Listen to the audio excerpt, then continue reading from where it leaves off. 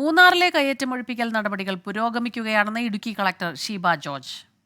രവീന്ദ്രൻ പട്ടയങ്ങൾ വിതരണം ചെയ്തതിൽ ഉദ്യോഗസ്ഥരുടെ പങ്ക് അന്വേഷിക്കുന്നുണ്ടെന്നും പട്ടയങ്ങൾ റദ്ദാക്കി പുതിയ പട്ടയം നൽകുമെന്നും കളക്ടർ പറഞ്ഞു.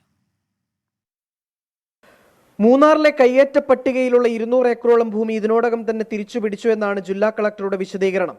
മറ്റു കയ്യേറ്റങ്ങൾ ഒഴിപ്പിക്കുന്നതിനുള്ള നടപടിയും അതിവേഗം പുരോഗമിക്കുകയാണെന്നും കളക്ടർ പറഞ്ഞു.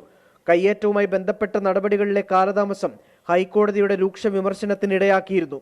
ഒട്ടനവധി കേസുകൾ ഡിസ്പോസ് ചെയ്തതിൽ നമ്മൾ നടപടി ഇതുവരെ എടുത്തു കഴിഞ്ഞു. ഏകദേശം 200ഓളം ഏക്കർ ഭൂമി തിരിച്ചു പിടിച്ചിട്ടുണ്ട്, ചെറുതും വലുതുമായിട്ട്. അത് കണ്ടിന്യൂ ചെയ്യുകയാണ്. അനധികൃതമാണെന്ന് കണ്ടെത്തി 531 രവീന്ദ്രൻ പട്ടയങ്ങൾ റദ്ദു ചെയ്തെങ്കിലും തുടർ നടപടികൾ വൈകുകയാണ്. ദേവികുളം താലൂക്കിലെ 69 പേർക്ക് മാത്രമാണ് പുതിയ പട്ടയങ്ങൾ വിതരണം ചെയ്തത്.